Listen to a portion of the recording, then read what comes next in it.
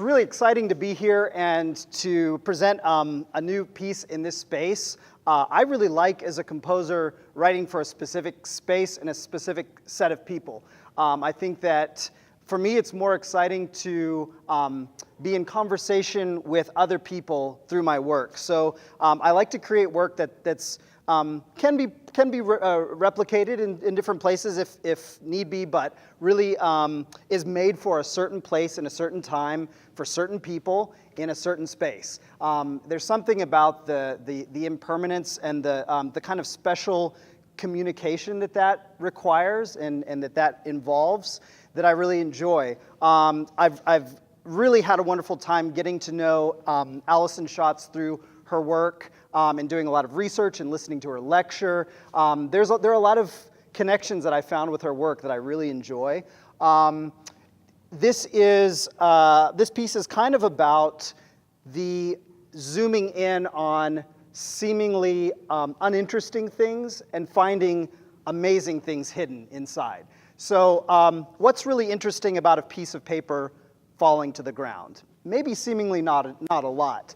But if you were to zoom in on that, on that action, on that occurrence, maybe zoom in on the materiality of that paper, maybe visually zoom in to see what that piece of paper is made out of, there's so many levels at which finding deeper meaning and deeper connection can be just about enjoyment and about pleasure, sensory pleasure.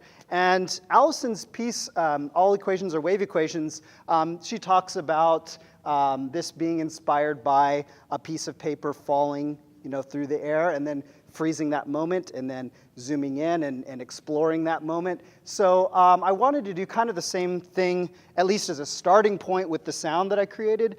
You'll hear a lot of held tones, just a single note being played for a long time. What's really interesting about that? Maybe not a lot.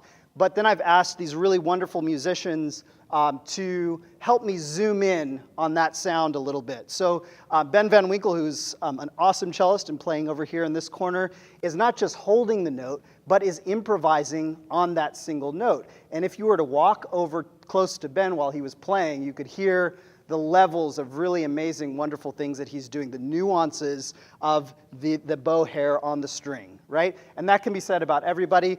Michael Ake over in this corner playing the tuba, Sara Snider Schone over here playing the violin, Ishmael Sanford over here, bassoon, violin, Ishmael Sanford.